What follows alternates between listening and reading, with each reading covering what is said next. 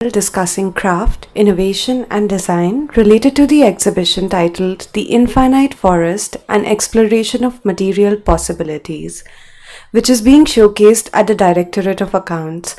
With this talk, we hope to examine the synergy of tradition and technology in craft and modern design. We have with us Kanika Karvankop, founder No Borders Shop, Dr. Manjari Thakur, founder Varsa, Raki Nagietya, co-founder Salatak, and Mandakini Mathur, chairperson and founder Devrai Art Village. This panel is moderated by Gopika Nath, a fiber artist, a textile designer, writer, and teacher whose work spans many genres. Gopika's expertise has been successfully employed by the handloom industry, retail organizations, the corporate sector, fashion designers, exporters, and educational institutes. I will now request Kanika to come and begin her presentation. We'll start from here itself. Hi, I'm Kanika Karvankop. I'm the founder of No Borders. So No Borders is a multidisciplinary art and culture platform. We work with designers, artists, creatives from around the world. Our whole idea is to push craft and slow fashion to the youth. And we've been doing this. We started in 2018 as a concept store, and then we kind of took that into No Borders in-house as well. So it's kind of creating a very inclusive space for artists, creators, artisans to come together and just create things that are different, new, innovative, and just have fun with crafts, but focusing on the traditional aspect, the storytelling, and telling stories in different mediums. We focus a lot on visuals, like we do a lot of shoots. We take in artists that are focused on storytelling, that are inspired by their countries, their crafts, their artisans from their countries, and we collaborate with them. No Borders in-house was started around 2 years ago. I think why we started this was I come from, I have my background is from the fashion industry. I was a stylist for about 10 years. And what I noticed was it was very surface level, it was very pretentious, and there was no acknowledgement given to the makers. And we see that happening all around the world.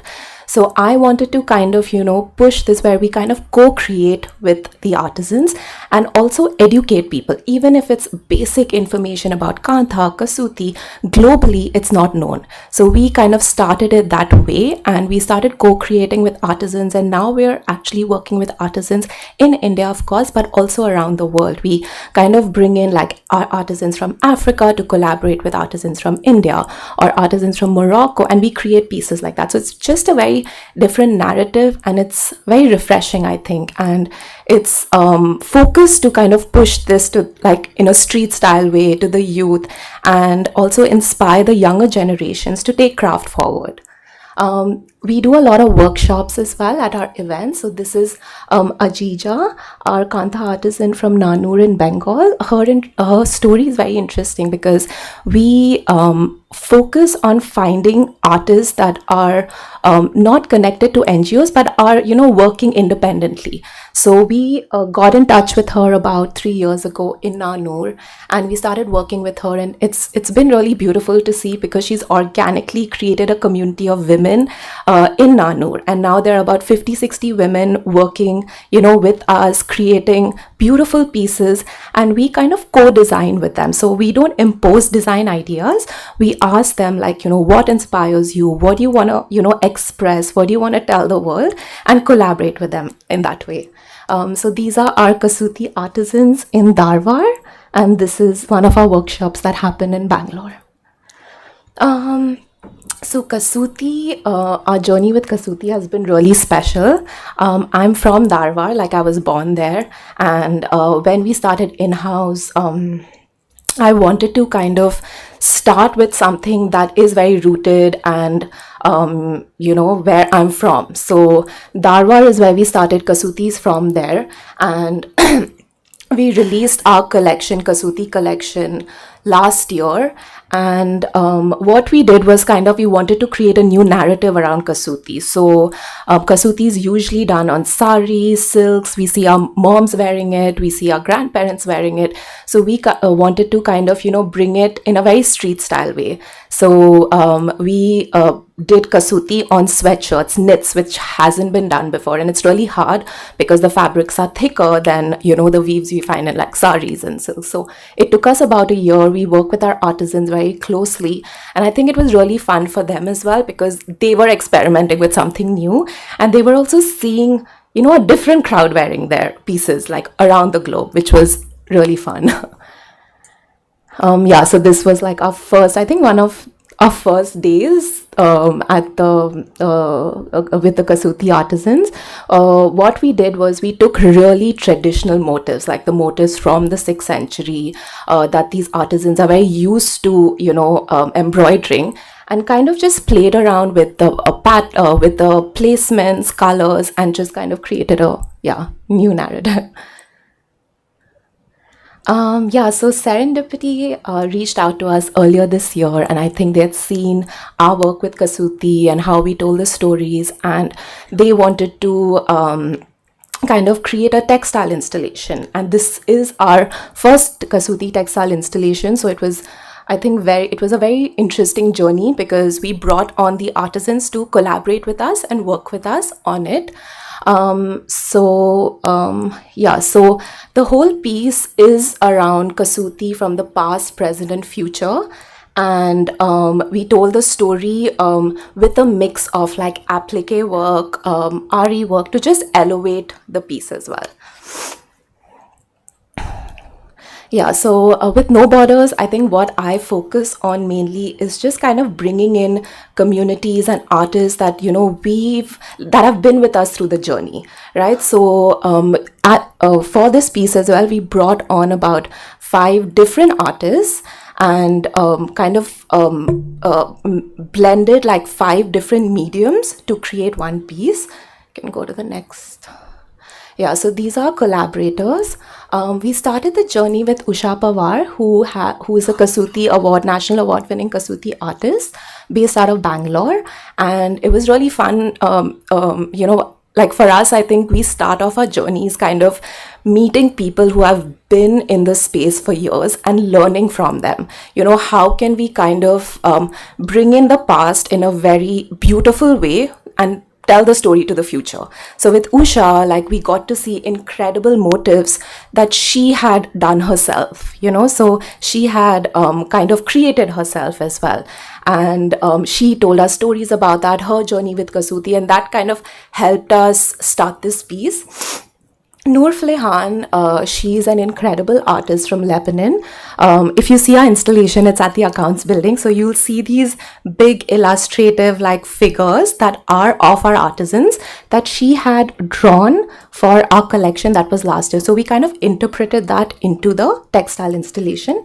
Aravani Art Project is a collective of trans women in Bangalore, and they are like amazing. They've showcased at Venice Biennale, they've showcased at like all the best like beautiful festivals, and they're incredible. So we brought them in to create the applique work with us on the piece.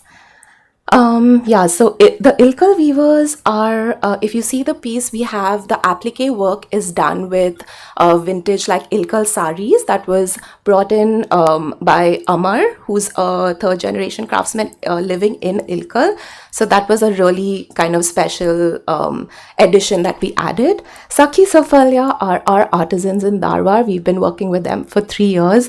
They visited our space as well yesterday. So it was really, really fun to, kind of see their reaction to the piece as well when they, had a look at it. So the textile installation, it's done on silk. There are different stitches involved. We have an amazing design team, and we kind of work with them and the artisans to create like one piece. And it was the first time they were working with zari threads, because Kasuti is usually not done with zari threads. So they were also, it took us like about 5-6 tries to like get the right combination and figuring out how we could, make it look really cool. And if you see the piece, you'll see the past, present, and future of Kasuti. So the past is we've used a lot of motifs like around temples, chariots, a lot of architectural. Like when we were doing research around Kasuti, we'd read somewhere that the women used to be inspired by what the men were building. Like they used to see that, oh, they used to build like temples, chariots, construction. So the women used to take inspiration from that and then embroider, these motifs. The present is like more domestic life. You'll see a lot of like animals, houses, and the past and the future is something that we envision. Like after our conversations with women, we look at craft as a resistance and as a way of telling stories by artists, by artisans, by the women, by the people like we work with. So if you see No Borders, if you check out our website, you see our page, there's a lot of storytelling, and we like to really get into like the details of it, and not just who made the work but also why. Like why did they do this, what is the meaning behind this motif, why are we naming each motif. Like if you see my shirt here, like each motif is named in Kannada, in English, so it's a interactive piece as well. So we've like our market is like pretty big globally, so our kind of goal is to push this where it's also people are getting educated about the craft and not just wearing it. So yeah. And yeah, you can ask me questions later. Thank you.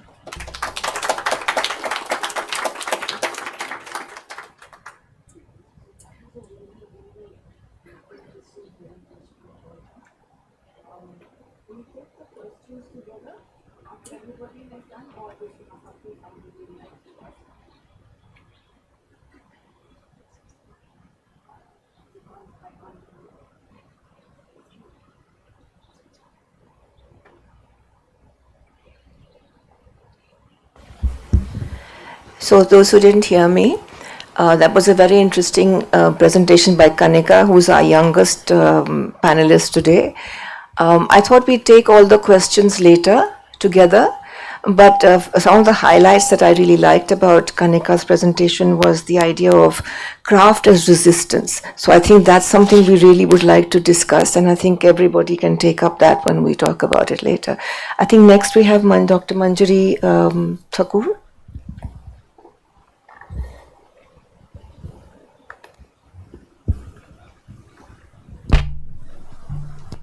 Good afternoon, and thank you everyone for being here. So yes, I'm going to talk a little bit off about our craft practices. Am I audible clearly? So Varsa is a small initiative which came up during the lockdown time. I think a lot of people began with a lot of things during the lockdown, and one of our initiatives was Varsa. A lot of people asked me about why jute and how did you turn into, your whole ideas of jute. I think the whole practice of me being in teaching for last 30 years of my life as a history of art professor in various institutes in India and abroad, my only focus was to connect the dots. I would always feel there's so much of connection culturally between so many places, so many cultures, so many timelines. No matter which part of the world you're always connected with some story. And during lockdown, when I was looking at my city, I belong to Mumbai, when I was looking at my city, which never stops, and I saw it stopped and covered with jute. And I was wondering, what is jute to me? And then I suddenly realized it's the strongest fiber, it's the longest fiber, it's the golden fiber. I said, why I'm not connecting the stories from all over the continents with this particular material that is so strong. Now my idea was really freaky, so to say, and people just didn't wanted to get connected with me. They said, like, this is not happening. What do we do with jute? I mean, they knew some of the works done by Mrinalini Mukherjee ji, which is a legendary work. But every time I was talking about certain visual aspects of jute. I was talking about the sustainability, the strength, the qualities of jute, and they said, "Haan, ye to bardan hai." The ultimate expression was, "This is bardan." My hunt was like going on, and I was trying to figure out if I can find more people joining the hands. And I was Googling through internet because during lockdown that was the only task everybody had. And I found a very beautiful picture of Marilyn Monroe where she was wearing a potato sack, and the caption said that she could look beautiful in potato sack as well. I said, why don't I turn it round to say that everybody can look good and everything can be turned well if jute is exposed in that manner. Now, who will do that? So I began doing few things myself. And obviously, when you're crazy, you meet crazy people on your path. And I also bumped on few crazy people on my path and my journey. So first crazy person I met was Lavina Baldota, who's a dear friend. And she said, Manjari, why don't you do something for Sutra Santati? And the exhibition came up to Mumbai in GMA last year. And I said, Lavina, I am thinking about some theme, and is that okay with you? She said, whatever you do is fine. Now, my brain as art historian could not go beyond certain limitations, and I started working on mythological forms. You may ask me why mythological forms, and my simplest answer is that obviously it belongs to the whole universe. The second crazy person I found was, could I go back once? Yeah, I'm going to talk about all my artists. She's Aarti Zaveri. I think she comes next, but I can talk about Shraddha. Next slide, please. So second crazy person I found was Shraddha, who is a CA and was working with corporates for many, many years. But Shraddha left everything and she began picking up leaves and barks and anything that she found in the gardens and started doing prints. And she said, ma'am, I'll try on jute as well. I said, will you really? So jute gave us tough time, really. I mean, with eco printing, jute wasn't an easy task, so we had to really focus on things and get into it. So Shraddha was one, Aarti, and Aarti is an international artist, so I really didn't had many tough times with her because she had already worked with jute at India Habitat Center. She was also traveling to Germany and Indonesia, places where she was working with strings and knots already. And Vaishali Oak from Pune, again, was an artist who's been working with textile for many years, doing lots of things. So Vaishali said, okay, I'm also ready to take up the challenge. I said, wow, that's good. But before this, believe it or not, I had 30 artists supported by the Ministry of Government of India. And I exhibited all of them at the National Handicraft Museum in the month of June this year. And there were 30 crazy people working in jute, weaving, dyeing, crochet and everything. So we had already, started getting the drive of meeting crazy people. Can we have the next slide, please? That's Aarti's installation, which she did at the India Habitat Center. It's a huge globe. Apparently, it came down with the savages of weather during one of the storms in Delhi. But even if it came down, people were so obsessed to see how jute was, put up in that manner. So apart from being a construction site, a mundane material or a roadside material, which is like a bardan, people are walking over it. It stood up there in the skies and people were looking at it. Next, please. And Aarti began with my concept and I said, okay, now you have to really start doing a lot of work with, So we were dyeing jute. It took time, as I said. So what did we use for dyeing? We used marigold, we used pomegranate peels, we used onion peels, indigo, and we used the eucalyptus barks. Again, all of this was not easy. It took us a lot of time. Jute is extremely resistant. It doesn't absorb anything at all in the first half an hour. But when it absorbs, it doesn't leave it, it doesn't lose it. So it's kind of like, we the Indians, very easy but not so easy. I think it's also the quality of human beings. We don't adapt changes immediately, but when we do, we are easy going with it. So I thought jute was kind of a global material to focus on. And it's not only the cloth of the jute that I wanted to use. The string was obviously because you're connecting, right? You're tying people, you're tying their memories, you're holding them together, and that was it, yeah. So yeah, that's Aarti working on one of the best installations. I think all of them are great. So she's working on Kirti Mukha here. That's the thousands of knots. The strings are very tiny. The armature was really tough to handle. It's really heavy. After she started doing the tying up, it started becoming even more tough and heavy because the hands wouldn't go from every side. Now this was something to do with extraordinarily pushing your strengths and limitations. I think every weaver, every craftsman does that. And this time the focus was on something to do with. So Aarti works on the Kirti Mukha there.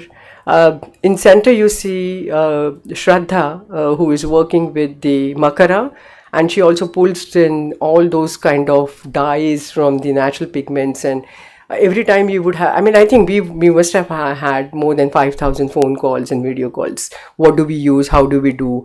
Okay, many times we just threw the jute away. But I said, don't throw. Let's start putting in the stuffing, because we need a lot of stuffing. And we are not going to use anything else but jute. So most of the times it was kind of a tough job, but yeah. And there's Vaishali holding her Sheshanag, the 5-hooded snake there. And I think this was 7th or the 8th one that finally became successful, because every time she would do something, the needle would break and the jute would actually show some distresses. Yeah, so these are certain processes we were doing off and on with our studios. Now, our studio is a 125-year-old house on the Mumbai-Ahmedabad highway, which is called Varsa. The literal meaning of Varsa is heirloom, and I've tagged it as Varsa, Mirror of Heritage. So the 125-year-old house came to me, it happened to us, and we started developing it into our workshop. Again, that was also a challenge. The house was filled with termites. The walls were coming down. The roof wasn't very stable. But I said, "Karna hai, to we will have to do it." And jute also was giving us that kind of a strength. So we did those crazy acts sometimes on Varsa. We spreaded them on the ground, and we realized that it wasn't coming back to us because we couldn't use it. And trust me, we really had to buy more jute than we actually needed. So when the works were getting ready, we could actually start feeling the expressions on their faces. And me as my practice of art historian, to talk to people and write in my books, I always feel there's so much that these mythological creatures keep talking to you with their eyes, with their bodies. And what does mythological creature mean to you? I mean, they are coming together of various animal forms, and our ancestors must have been so incredibly aesthetically powerful that they have brought those animals together for us to even, connect so easily. So yesterday I was talking to a group of people, and I was saying that no matter, we know that there's no unicorn, there's no dragon, there's no such animal existing, but we believe them and we connect with them. I think this is the connectivity I was always longing for. So whether it is Hampi or Khajuraho, or it is Milan, or it is any part in China, mythological creatures are always floating around, and we feel as if they are ours and we've created them. And when they were created in jute, the first expression, even a 5-year-old, 7-year-old who came to the gallery yesterday says, "Wow." So whether they were feeling it like a toy or they were feeling it like a glory, I have no idea. But the wow expression gave me that kind of a feeling that yes, mythology still rocks. Yeah, so that was our very first Vyala from NGMA, and it standed tall. And I mean, we really could do what we could do. And jute and indigo was the only material we've used there. Thank you so much. There's a video, but I'm sure there's some technical glitch, so we cannot have a look at it. If we can, maybe at the end of the show. Thank you so much for patiently listening to me. Thank you, Manjari. Manjari has made these larger-than-life sculptures based on mythological creatures, and it's her love for mythology that comes forward, and the fact that she connects it with the past and how we connect with the past, how we own or disown the myths, And I think that's also very interesting. And like Kanika, there are no boundaries. Kanika has no borders geographically, but Manjari has transcended boundaries. I think next we have Raki. No border with Saladak. Thank you.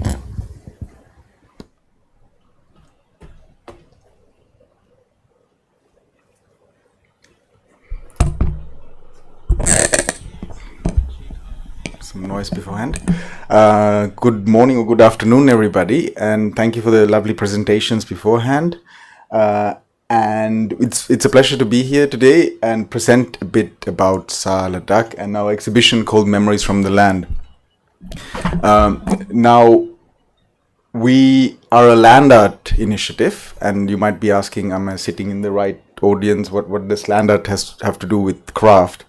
I will tell you a bit about land art and our initiative called Sa, which means soil in Ladakhi language, our connection with craft, and then a bit more about the exhibition you will see as well. I think all of our exhibitions are in the Counts building, so you're very welcome to like see that as well in person, what is there and what we are talking about. So SA, what is SA? SA is a land art initiative. It's the Asia's highest land art biennale, which takes place in Ladakh. It brings together people from all walks of life, artists from the Himalayas, from Ladakh, from wider India, as well as from abroad, to create land art. And it's linked to climate optimism, culture, and community. Now, before this all started, it was just 3 guys having an idea, wanting to do land art, and we had 20 acres of land. One of the co-founders is here and filming, Sagar. So when we started it, we had 20 acres of land, and we understood that that's quite a bit of land just for 2 artists to collaborate on. As we ventured out, we started connecting with more people. We were interested in like getting more Ladakhi artists as well engaged. Now, we knew little about the art scene of Ladakh, which has a lot of craft as well there. And I think thanks to Dr. Monish Ahmed, who is also here, and Ladakh Arts and Media, we got access into the Ladakhi art scene, which was like mind-blowing and very interesting for us as well as outsiders, as creators. And as we started working in the land, we started doing more collaborations with people.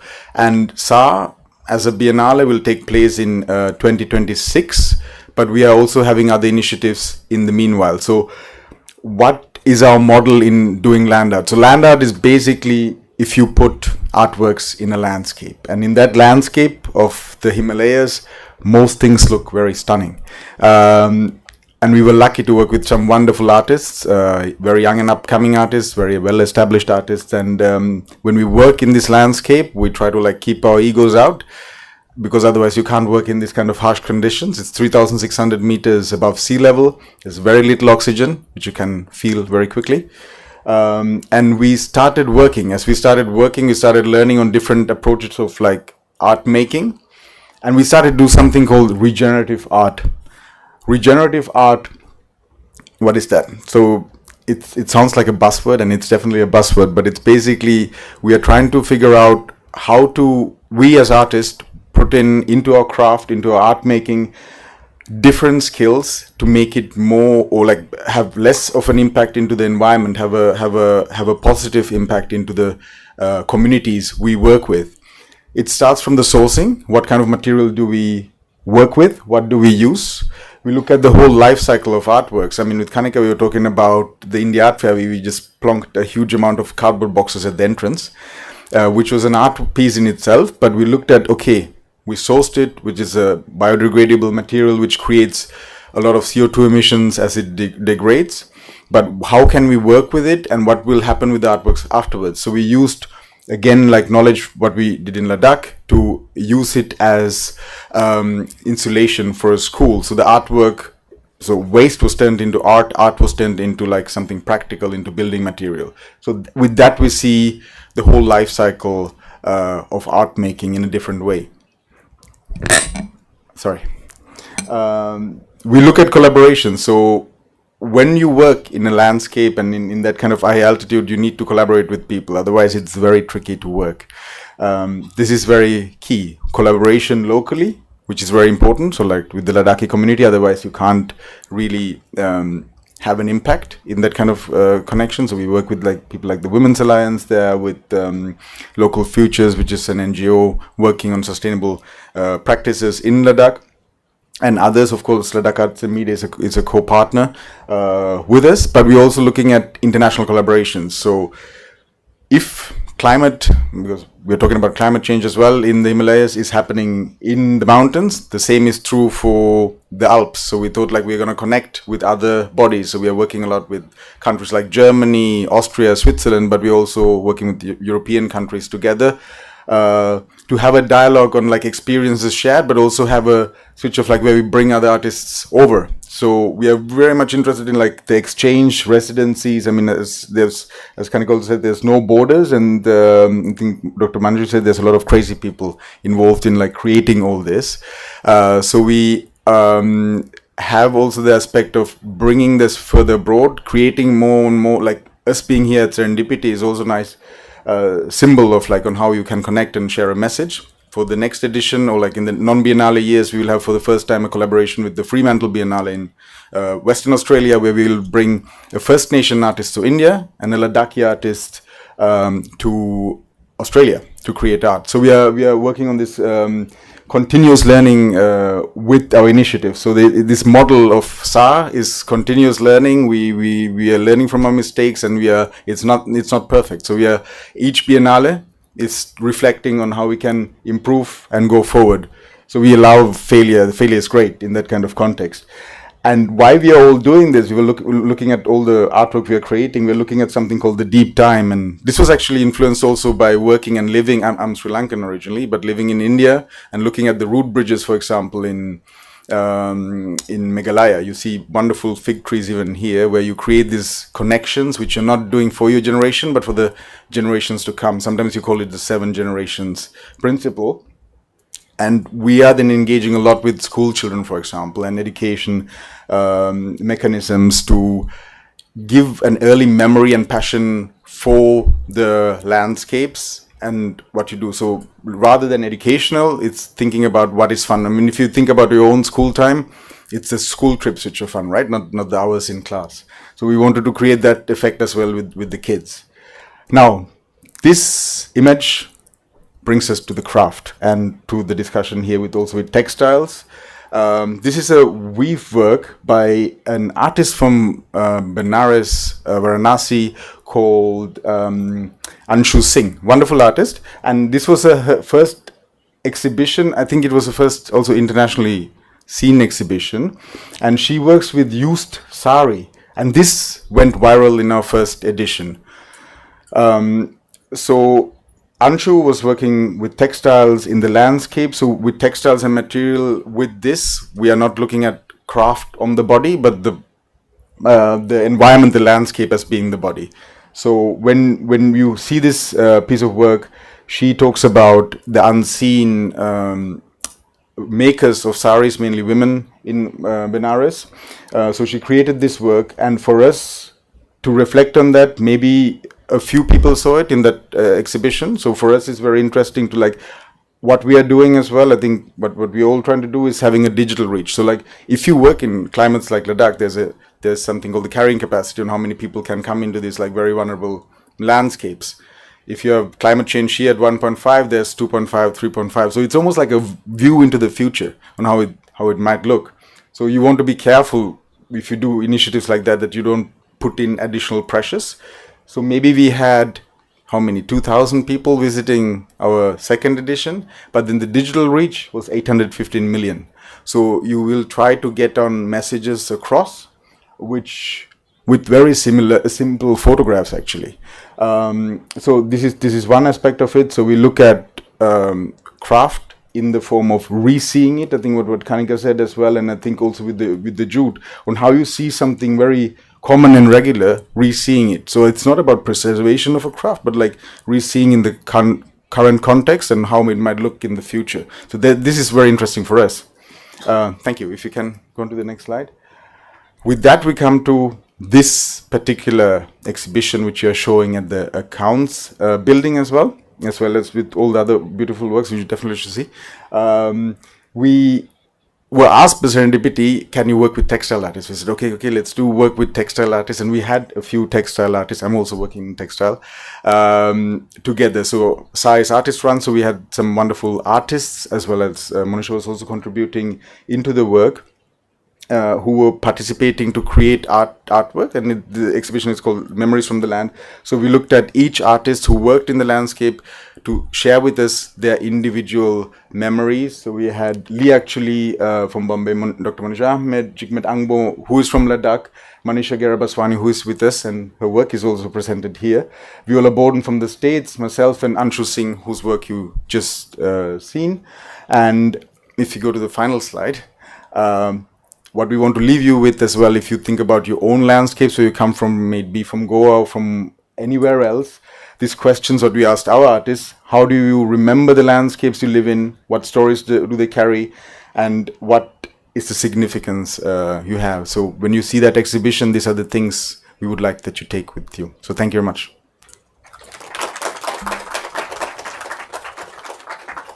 Thank you, Raki.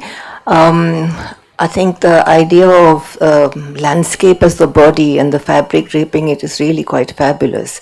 And, it ties it all together with your digital presentation. Raki will be presenting his work in a digital format. So we are taking craft beyond just making with the hand into sort of, marrying it with technology, which I think is an important aspect of how we see craft today. And as he said, 2,000 people came for the Biennale, but 2 million saw it. So we have a great reach with that, and if we have a strong message with the crafts about the making with the hand, about the people who make it, the unseen workers, although I'm not sure that the women weave in Banaras, they might help with the process, it's the men that weave, but the women are the wearers. So we have this wonderful connection, and we end our presentation with Dr. Mandakini Thakur with a very, very interesting collaboration of traditional metal casting and the lost wax process with stone and other materials which she will share with us. Thank you.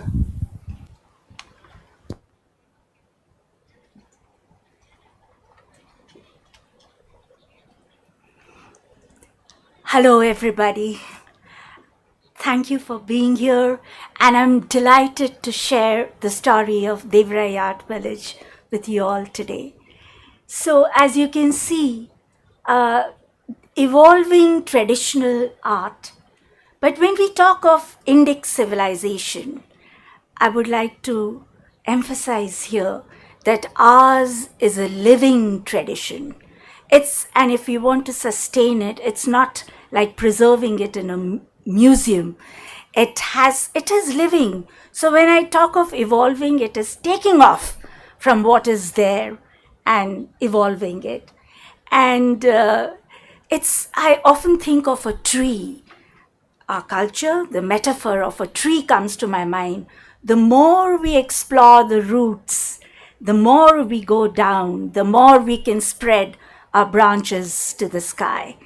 And there is infinite possibilities because it is a living culture. So to begin with my story, we were in Mumbai. Thank you. So, yeah, this is better. So, we were living in Mumbai, and in Mumbai, I was actually teaching French at the Alliance Française and at Sydenham College. I've done my MPhil in French, cinema as a subject, and so when we shifted to Mumbai, my husband and 2 kids who were just 3 and 6 years old, we had no idea what we were going to do here in Panchkani, which is a small hill station close to Pune, 5 hours from Mumbai. But we had this desire to try out a different way of being. And those days, this was 27 years ago, there was no internet. So we were prepared that if it wouldn't work out, we would go back. My husband was in advertising, and for him it was really a plunge into the deep end. For me, I knew I could become a teacher because Panchkani being a school town, I could teach French there, which I chose not to do because I didn't want to be a full-time French teacher. So I used to go to a boarding school. Panchkani is full of boarding schools, more than 100-year-old. And I was going as a resource person and doing communication skills as hobby using filmmaking and theater. Theater and both filmmaking were new to me because I was learning while making the films and using it as a medium of storytelling and of making the children tell their own stories, and also exploring the past and the present, the social realities, exploring the forests. For me, in fact, I got into filmmaking as a medium of exploring the forests. So how did Devrai Art Village happen? So while I was in the school, there was an art teacher, tribal art teacher, who was and we had just got this patch of land which was a barren slope except for one ficus tree, and I wanted to do something under the ficus tree, old spreading its branches and with 4 trunks. So when he requested if he could get some of his people from Gadchiroli, which is a Naxalite infested region bordering Chhattisgarh, northern Maharashtra, it was a happy coincidence. So just with 3 people from Gadchiroli, we started. And we started with metal art and bamboo craft, with the traditional metal art, Dhokra, which uses the lost wax technique of metal casting. And soon, we had people from Chhattisgarh joining, and I'll tell you the story of how we grew, but coming to how did we evolve. So this crane which is there is at the installation. So this is the traditional Dhokra art, where whatever you are seeing in metal is first made with wax, and then it is cast, and it takes the texture of and the design of whatever you had made. And what I'm holding, and this turtle is also there as part of our installation. So you can see the stone in between. It's made of a fusion of stone and brass. Now this is an innovation which we have got the patent for, the technique of fusing stone and metal. So in the 5,000-year-old history of metal art, which goes back to Mohenjo-daro times, when they show you the dancing lady, the bronze figurine, that is seen as the first sample of lost wax technique of metal casting. And never was metal fused with stone.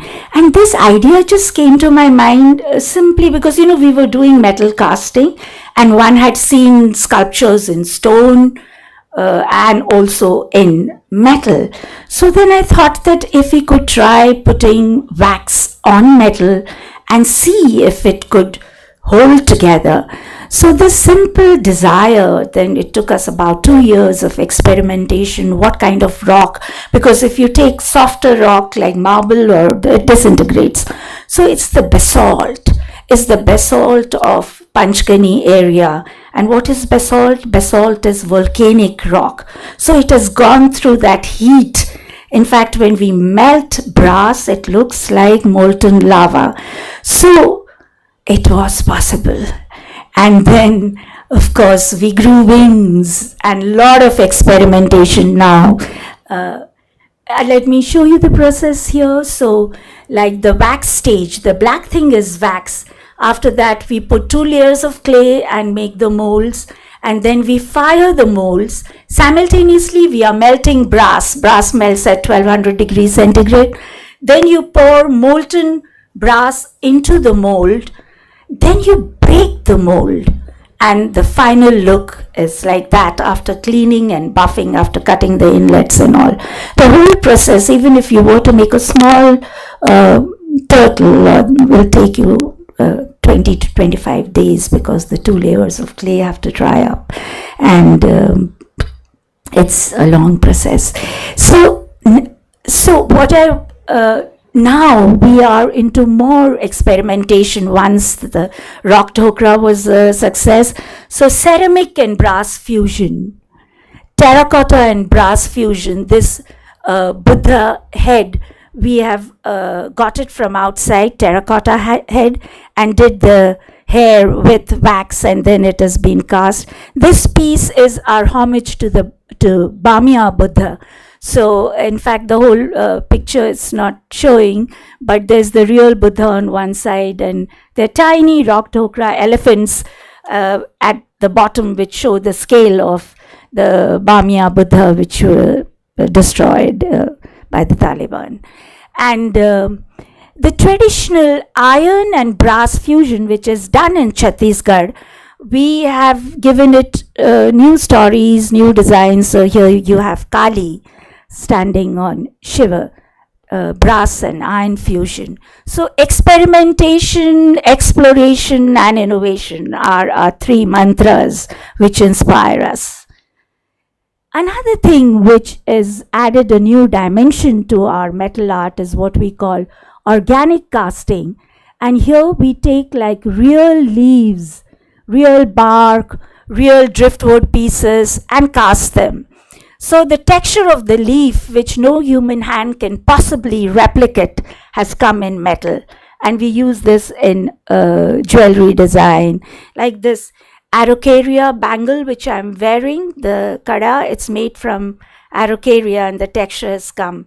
Even this of course was beaten copper, originally a craftsman from Chhattisgarh made. Then I wanted it turned into gold, so I got it made in gold by the local jeweler in Panchkani. So this is the way we are evolving. We are creating new out of the old. It is not a hybrid art. I always say that we should try to do something which is universal in appeal, but Indic in spirit. So that is what is dear to us. And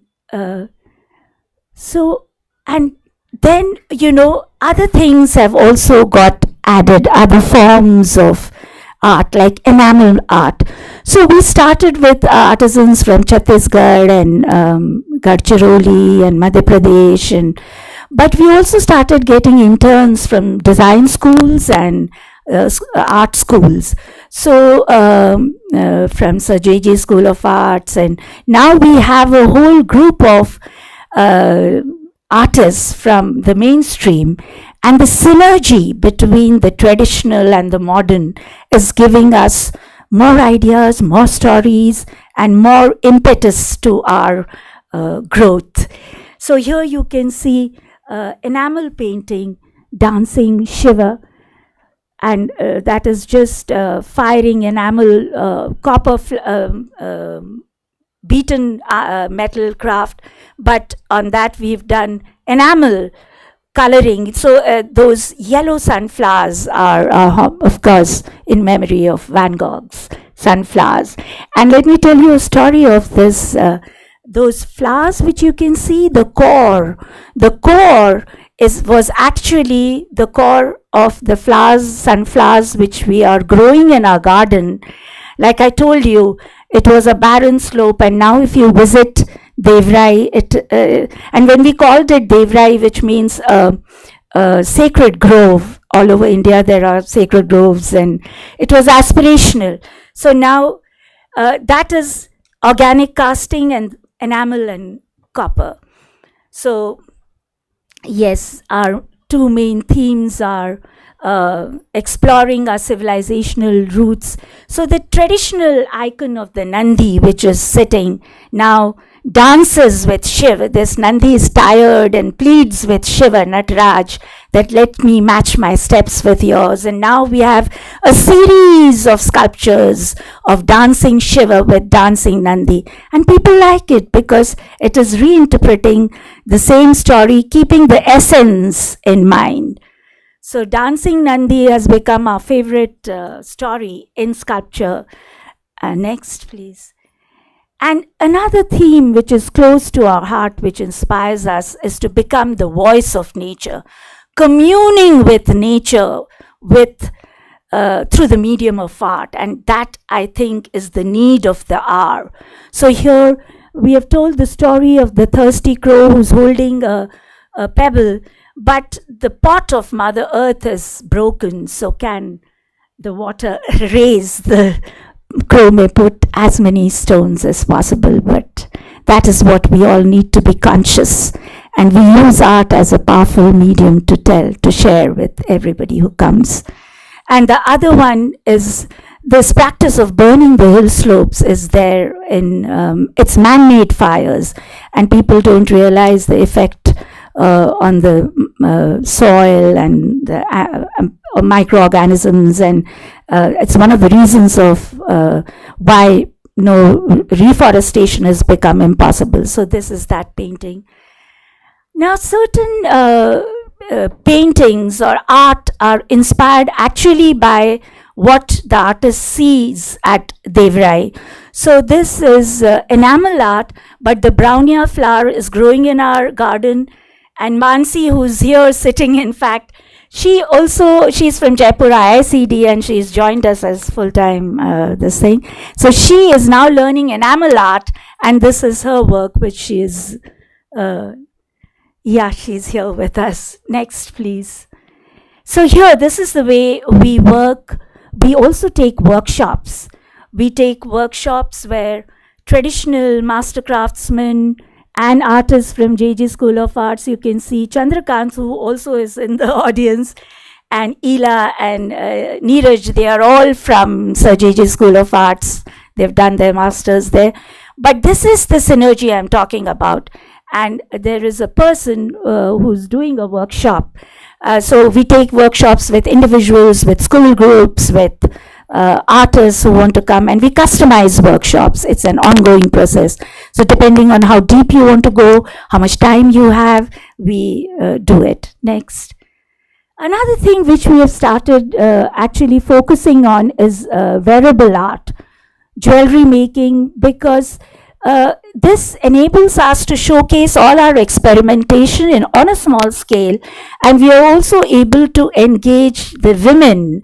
You know, metal art has always been a bastion for male artists and all, but here these women who are from Chhattisgarh, Gadchiroli, and we are growing like a large family. So both husband and wife work, and the children. In fact, one of our concerns is how to create interest amongst the next generation of the craftsmen, because they are now leaving this. And we may have designers and artists from the mainstream school, but it is not, if it is not being translated into material, if the skill of the hands is lost, it will only remain on screen and on paper. So that is, I think, we all should be aware of when we think of sustaining our heritage and crafts, be it in textile or any other art form. Yes, so we have college groups and also school children coming, and art integrated learning, which is it's become mandatory as a policy of the new education policy. And I happen to be on the advisory board. So I'm always trying to see that how we are. Now this cage shows the human beings inside trapped to their mobiles, and the bird is opening the door, the parrot. So that is the state of our youth. We are living more in the virtual world, more engaged with rather than talking to each other, we are talking to the screen, and it has its advantages, of course, like this, what I'm saying will reach out to a larger audience and permit a lot of dissemination and a dialogue, but it has its limitations, and one should be aware, especially school children and all who are glued to their mobiles and video games and all. So when we have art workshops, it is like art therapy. It's working with your hands. It gives you that pause, that reflective pause, so necessary in the frenzy of the modern world. I think that's it. Yes, so come to Devrai Art Village at Panchgani, and see how the landscape also interacts and inspires with the art, and both are integrated, how the past and the future come together in the present of Devrai. Thank you, Manjari. That was very enlightening. You made a couple of very, very moot points. The one in particular that I'm particularly fascinated by is that if we don't generate interest in the future, then the crafts will die in the hands of those who can do it. Now, all of you are not makers. I am a maker. So from a maker's perspective, I want to ask you, is that the designers come in and work with you, they give you some inputs, but the artisans are the ones who are still doing the work, and you are here speaking about them. When will the time come when the artisans themselves can speak about the work? When are we going to empower them with that voice? Pick up your mic. Pick up your mic. This question is for all of you. I can answer it very quickly, Gopika, because I am a maker myself. So one of my installations is there. I'm a graduated from Sir J.J. School of Art in Art and Craft. Of course, I'm not from the artisan family if you want to talk about them. But yes, certainly it is very important to have them on platform to talk about. And after teaching for 30 long years, when I went back to my practices from after I graduated, I think 30 years I wasn't really working with the materials. But when I started working on it, I really realized the very fact that how important it is to touch the material. Now, one incident I have to tell you about when you're talking about the layperson or a craftsman, I think everybody is a craftsman. So while I used to boil my marigold petals to dye my jute, it would take a lot of time because jute takes a lot of time to get colors. My house help, who cooks for me, would tell me, Tai, can you do it after I am cooking? My cooking is done because the smell is really bad. I said, see, sometimes when you're cooking, there's smoke in the house. I don't object because I'm eating it. This is my food for my life. You will not believe. From next day onwards, she started picking up marigold from all over the places that she knew. I think these are the things where, the speaking up of those people will happen, where you want to connect them emotionally and also make them free from their own taboo of not talking in public about how they feel about talking to art, talking to people about art. I think this is one thing where I felt very much connected with, the whole process of making it. But yes, I think Mandakini ji can throw more light on how craftsmen can come and talk. Like Manjiri, I also work with my hands, otherwise ideas don't come. So I do sit and create with them. And of course, they are more skilled, there's a gap between the skill part and execution. But when you make, like I've been making sculptures with them, and when anybody comes to Devrai, they engage directly with the craftsmen. They see the process, they engage with the artists and not just the master craftsmen. How do they feel about this engagement? That is a vital part because so we have a gallery where finished products are for sale. And to understand what has gone into the making, people when they go down, how do the craftsmen they feel in fact very empowered because Devrai Art Village, they say, and that has given them not just livelihood but a dignity and a voice. Because what is happening in Chhattisgarh in metal craft, it's becoming like an assembly line creation. The energy is lost. The same motive is being repeated and an order comes and, So here at Devrai, we give them a chance to explore their stories, appreciate that. Some we give, some the customers we customize. Although we are an NGO, we sustain ourselves only through our sales, and we are very proud of that because we don't have the bandwidth. Raki, would you like to add to that? Especially the idea of tradition is not static, it is living and it's an amalgam of all kind of cultures. So your work in particular brings in, the digital format. And with the sort of advent of artificial intelligence, we need to consider how the hand and handcrafting and artisans are either empowered or disempowered by it, and how it's going to impact our future of crafting. So would you like to say something about that? Thank you very much. Great question. So I think this is a very important question right now, and I think we are all makers, and also the artists who are working with, even like Anshu is a maker, I'm a maker, and but also in my making process, I engage with artisans. So I think the question you raised is an important one.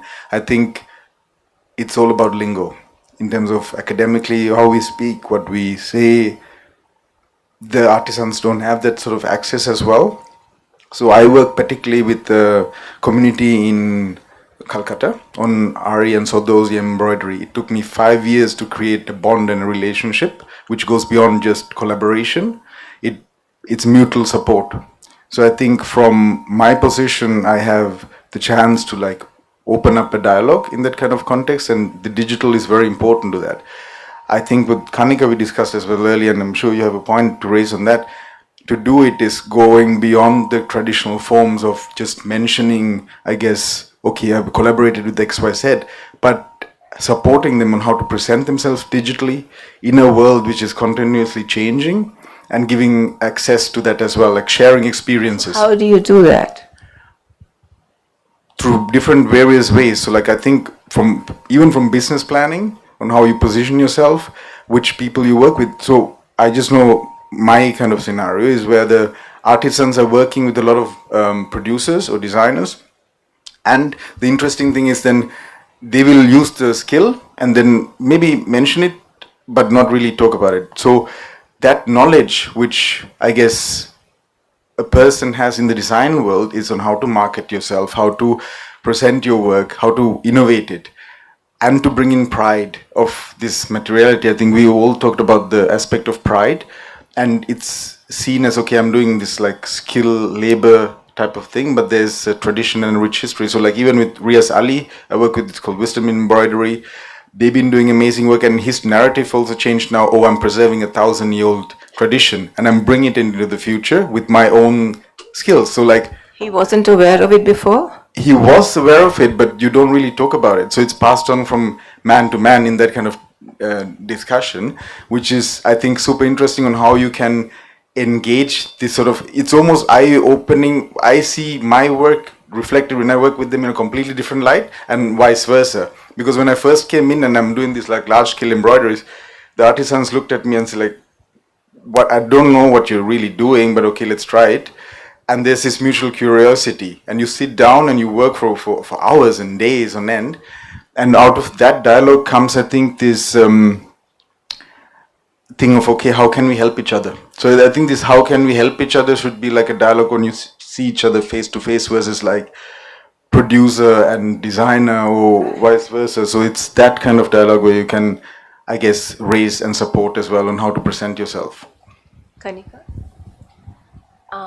Yeah, so I think for us with No Borders, when we started our in-house journey, for me, I think what was important was to create a very organic relationship with the makers, with the artisans. And I think that's why we started from North Karnataka.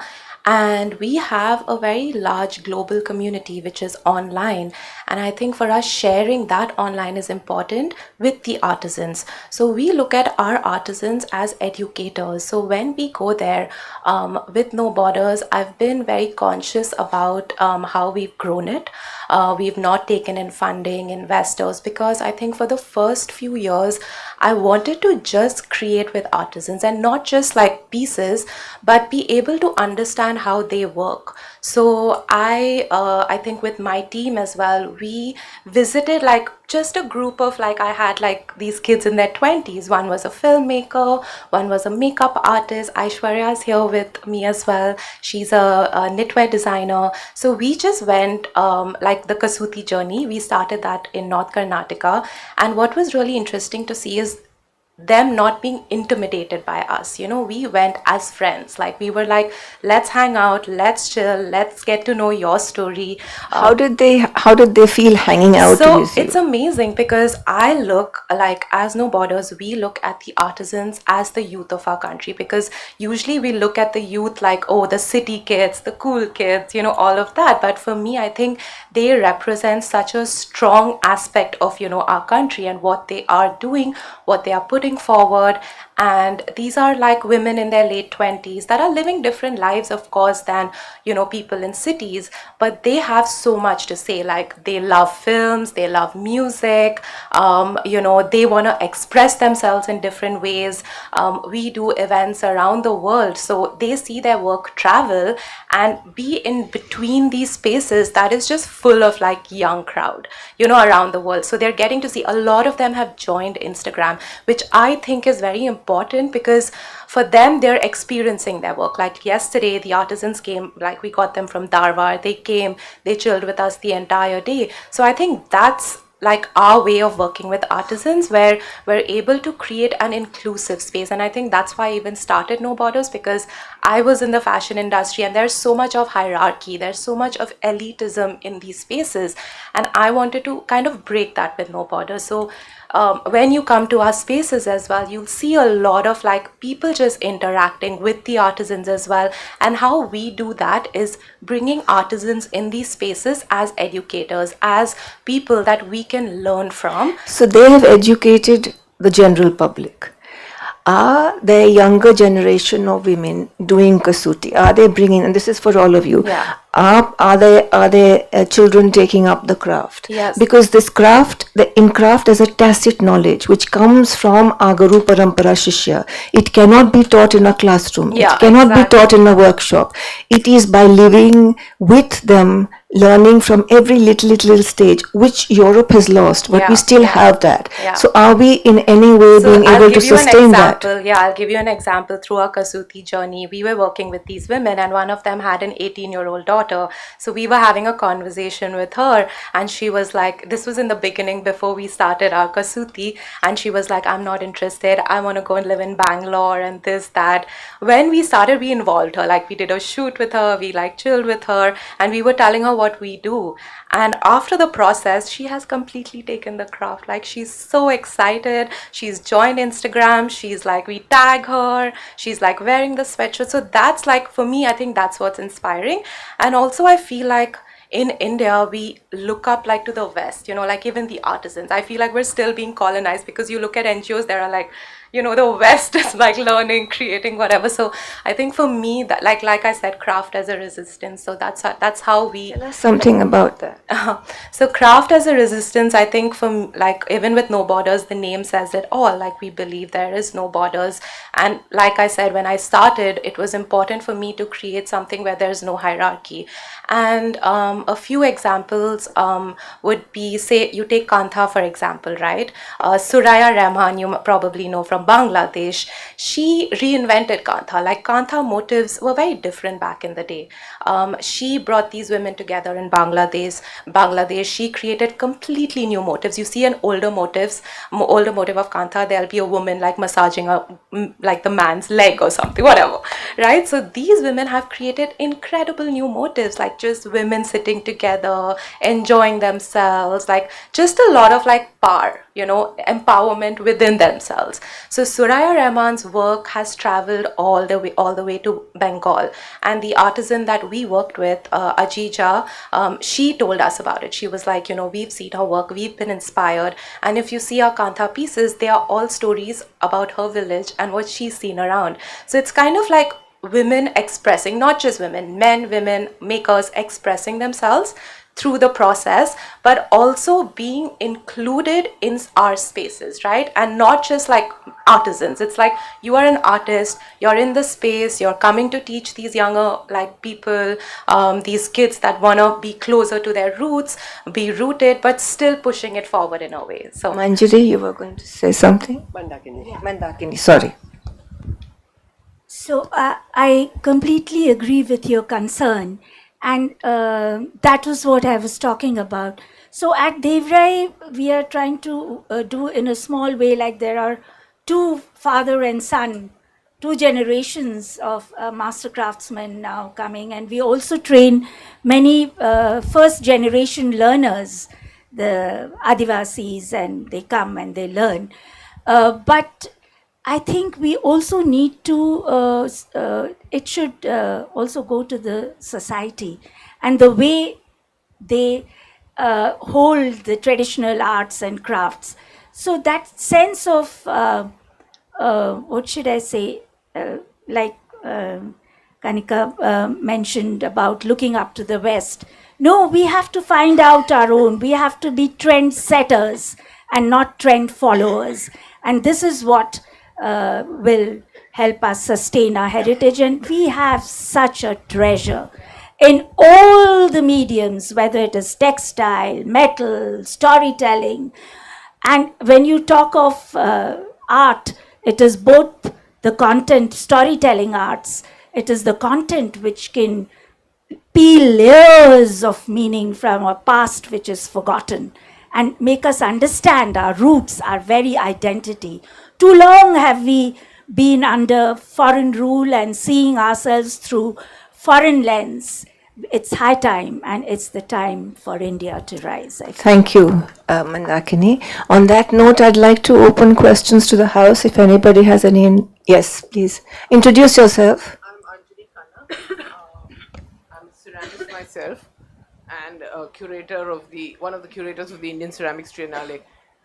We've also been grappling with some of these ideas. I just wondered, what is the view on authorship? I mean, one way of empowering artisans, I mean, we keep referring to them in terms of a collective. Yes, quite right. They're individuals, they're people, they're artists, they're artisans. Why do we talk about them as some sort of anonymous, unknown, a group as a cluster? I mean, that's the sort of the language that has been, I think, since independence, when there was all this idea of supporting the handicraft movement and the handicrafts of India. There's no recognition really of authorship. Okay, there are national awardees and things like that, but I think authorship is very important, and that's when you will put them on. I think part of the problem is economic. That if one were to give that kind of sort of recognition, then the economic value will also escalate, which then makes the product very expensive. And I think that's one of the reasons why the makers stay in the background. Nothing. I think handicrafts and handcrafted work should be very expensive. I think in today's day and age, when machine does so much, it should have a premium luxury value. And if you look at the arts and crafts movement in Europe in the 19th century, when industrialization, post-industrialization, William Morris, he spoke about the value of craft, and he ended up having a very thriving business catering to the elite. But there's a lot of mixed ideas on how craft should be marketed. So some organizations market as low value, and they don't give it that. So there is a lot of political sort of involvement in that. Yeah. So, I mean, that will take time to change. I think when artisans are getting involved and they see how you are sort of thriving, they will begin to sort of articulate the voice. It's a human tendency. At the moment when you're economically not as able, your education is not on par with the organizations that are marketing you, you don't have the courage to actually be a resistance. Yeah. I also feel there's this kind of an obsession, sometimes being art school graduate, I always feel there was an obsession about a particular thing, that when Hussein started painting a particular style of his painting and when it got acknowledged, he started repeating it more and more. I think that happened with most of the artists. Now what happens is with artisans is the same thing. If they're doing a particular type of a thing and that shoots in the market, they want to do it again and again, and they forget completely that they can actually experiment in multiple ways. So I think that is something that has to happen to have a broader overview and not just get into a very stereotyped kind of a work, that they know that, okay, this is probably a Dhokra, so this is going to be like this is a ceramic work, this is just going to be like this. If there's more juxtaposition, there's more amalgamation, there's more, The reason we have those kind of, the Dhokra will be like this. The Dhokra from Chhattisgarh is different to the Dhokra from Gharchorali. That is because the artisans to begin with provided for their own community. So there was a community sort of aesthetic, or like for instance, Bastar. The sari was woven only for the locals. Today you will find it very difficult to find a local wearing it. So they are a bit at sea in terms of how to interpret it for the global market, which is why the design intervention has become important. I think gradually, if we make an effort, to acknowledge the artist, in, like, for instance, Manisha, you are in the audience, I wanted to ask you, you have had, you've done the pin work and then you've sort of had chicken curry work, but in your work you do not acknowledge the artisan. Why?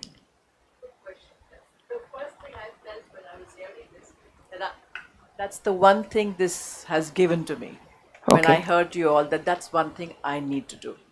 Good. Thank you. Because that's a critique I have. No, you're absolutely right. After hearing you, because I have a relationship with them, as you said, we meet, we talk, but yeah, I haven't gone down to acknowledge who's doing it, the atelier which is doing it. So that's my take home from this. You know, Because there's a it needs to company be called done. Ethicus which makes organic cotton saris. Yeah. And with every sari, she has the weaver's photograph, his name, her name, and all details, you know. So it takes a lot of doing of that for the artisan to find the confidence to actually stand on par with us. Yes, please.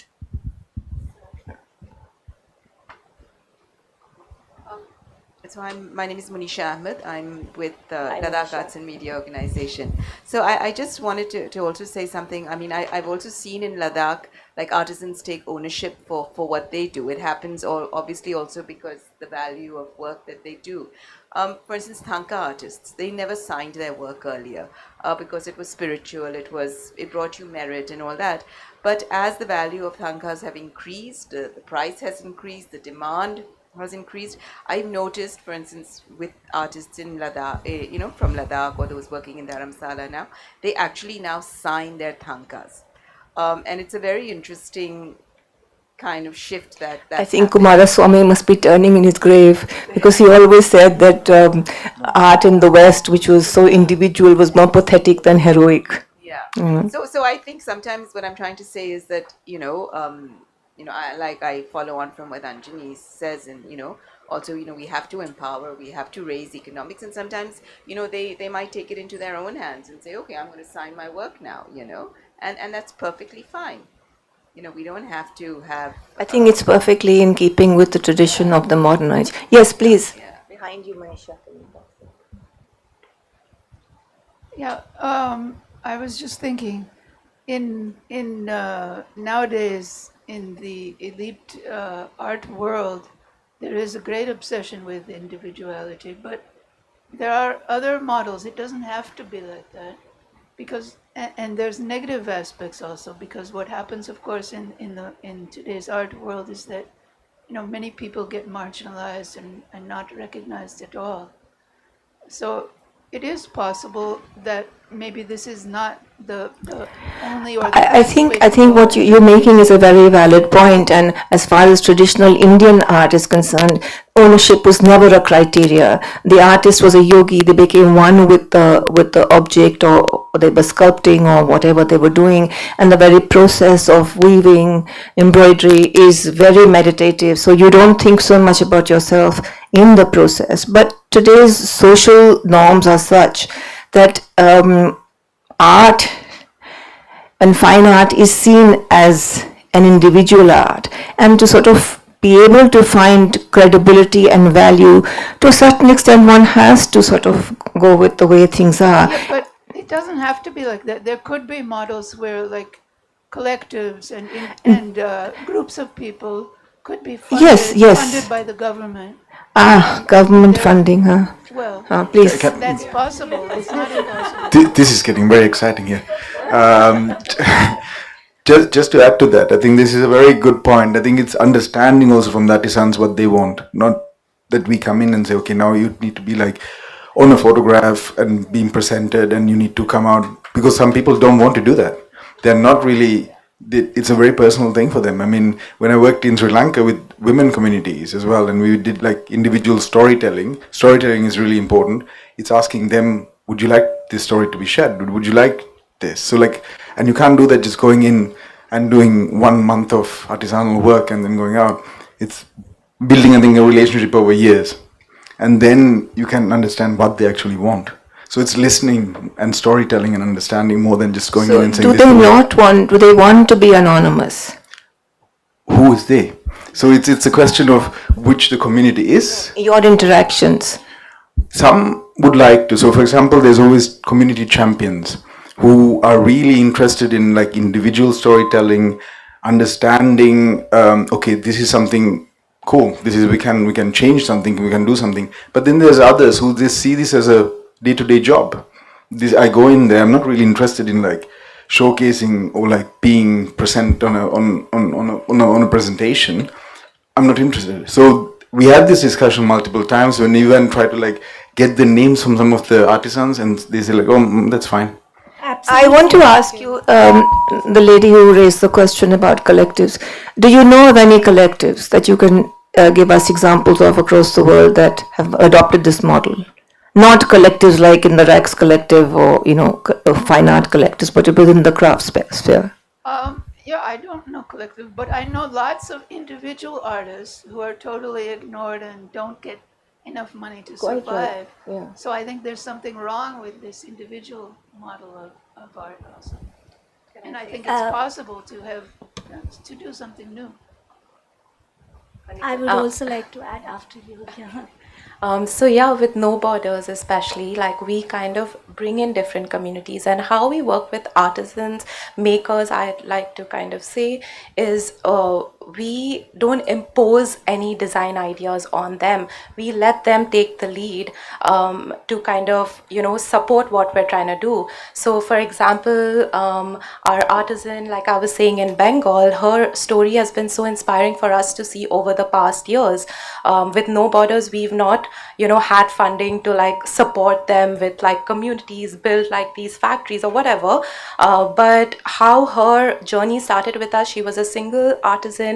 She was working with her grandmother. They were creating beautiful kantha work, and over the years, like, we kept continuously working with her, and she brought women from around the village, and now she's created a collective of like 60 women that work with us. They created a beautiful tapestry for us for Mallorca, which Manisha had seen, so which was amazing. In 6 months, we just gave her the color palette, and the grandmother, who's like 80 years old, has created this beautiful tapestry. So I feel like they gain confidence. Does she want to be named? Yeah. Her name is Ajija Sultana. The grandmom's name, we'll have it on our website. I don't remember it right now. But due credit on the of course, website. like, no, that, like, I don't even, like, question that. Like, that is something that's anyway gonna happen. It's not even just credit. It's like their work, their story, their family. And these guys are probably in their late 20s, early 30s that wanna take over. Like, they're so excited to see their work travel around the world. Manjari, would you like to add to that? Mandakini. Yeah, from my personal experience. So at Devrai, it's always teamwork, but that doesn't mean that the individual is discounted, because, and that is, if you think of I think that's very important. Crafting is teamwork. And the individual who's maybe sometimes it's a story idea, like our iron craftsman. During COVID times, he came up with the idea of creating a flying horse, and the leader and other COVID warriors are on other horses. So, when I share this art piece, I tell this is the story of Dairy. But there are so many stories which get created, which while executing also their inputs come. Like the story of the dancing Nandi is, the idea came from my head. But the way Chandrakant would do, or Subheshwarji, master craftsman from Chhattisgarh. So, and when you talk of tradition, there are trackless generations of hard work which has gone into the formation of that style. How do you discount that? An individual putting his name there, I think it's but I understand that the individual also should be recognized. But that is the difference between our Indic tradition, our approach to art and craft. Mandeep, I was just going to ask you a question. Don't run away. Yeah, but between the Western and the Indian approach, because who knows who carved the Elephanта Shiva? Whereas a Michelangelo's, this thing, it is an individualistic, as you were saying. And here in India, we don't have a... Perhaps it's still the colonization effect. Mandeep, you work with craftsmen with Khamir and Kutch. What is your experience? Mandeep, our jewelry brand for Manifest Design.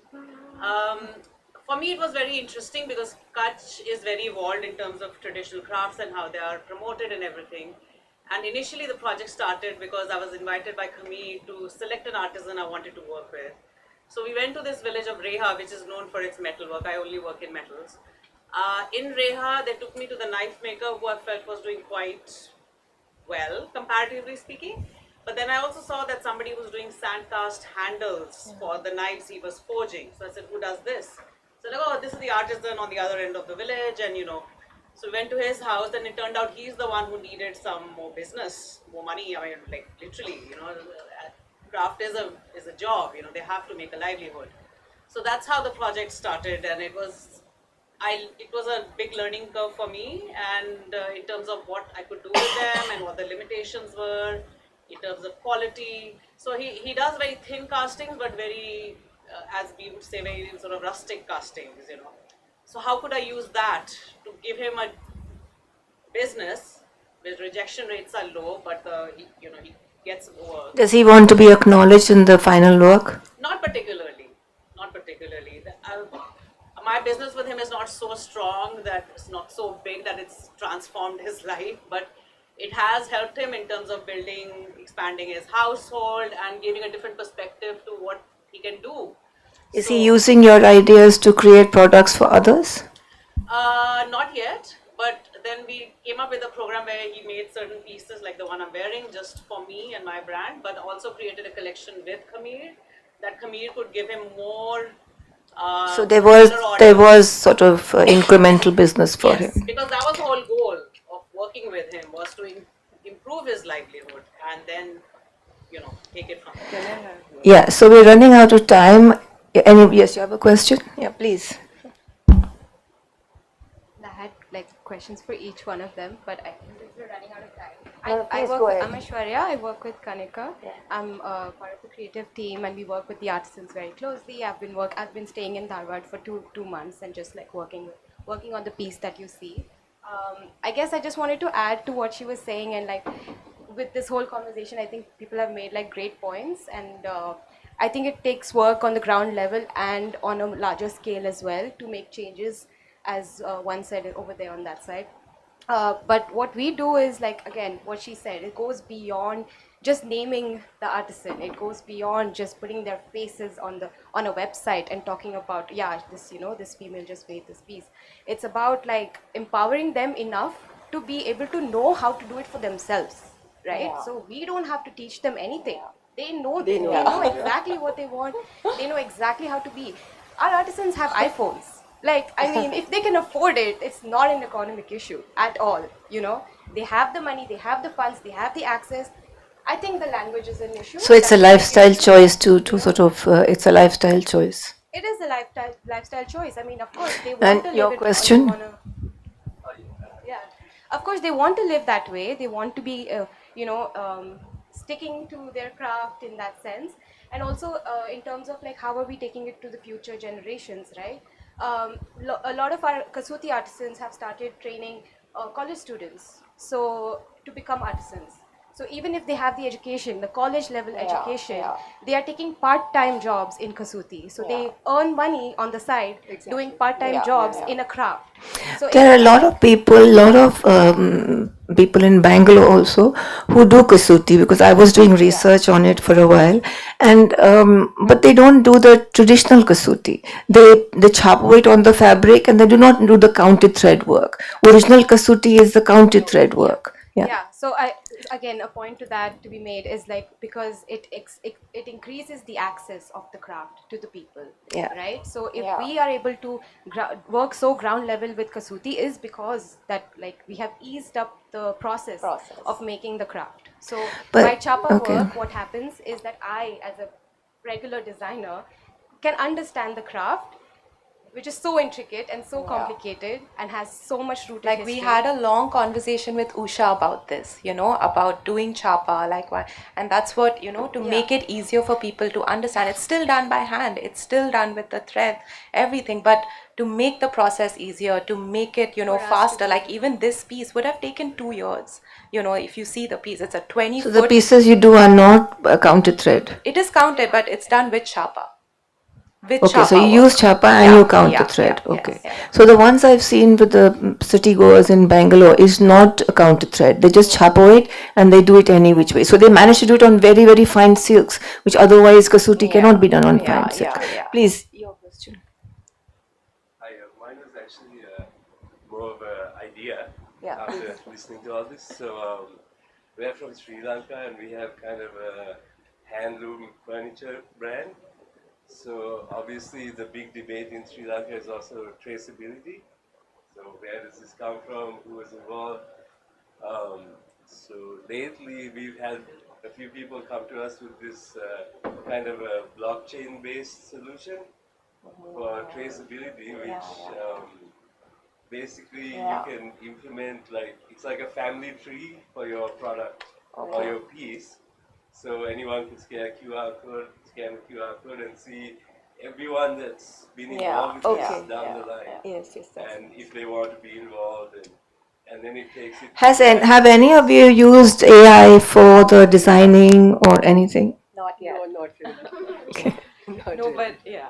Yeah, so I just think this is something we should all consider going into the future, so that we can. Yeah, I think the QR code is really nice, and you don't have to put 100 names on it, and everybody is mentioned if they want to or don't want to. Also, like patenting original motifs is something that's so important, because you're looking at large luxury houses. Like recently, I think Miu Miu, one of them got called out because they had used this artisan from Mexico, their work on their collection. So that is something we're looking at, because with Kantha and even Kutch, we work with some artisans in Ladakh. These are all original designs, so that's something we're working towards, to be able to support them to patent their original designs. In fact, at jute art, what we are trying is, everything is done, and we are talking to the weavers like, you're making it, so why don't you give a change to your product? I mean, you don't have, if you know weaving, you don't have to essentially make a sari. Then we also spoke to the people who are making the jute bag. We said, like, you're selling one jute bag for $10. Now, if you create an artwork, you get more. See, the same hands are creating something any which ways, right? They know how to handle jute. Not many people will know how to handle jute. It's not an easy job at all. So we are just letting it open. I mean, she's talking about patent, but I'm leaving it more open, because our artists are doing weaving, printing, knitting, crochet, anything else that is possible with a thread or a fabric. But we are leaving it open. Those who know the craft, those who know the material, are open to do any which ways, because it's a craft. The same craftsman cannot repeat the same craft again unless it's a chapa. I feel it has to grow very organically. So whoever wants to take it and go ahead as much as you can. Push your limits. Thank you, Manjari. Thank you, Mandakini, Raki, and Kanika, for a very vibrant presentation and discussion. And thank you all for participating. I think we've run out of time.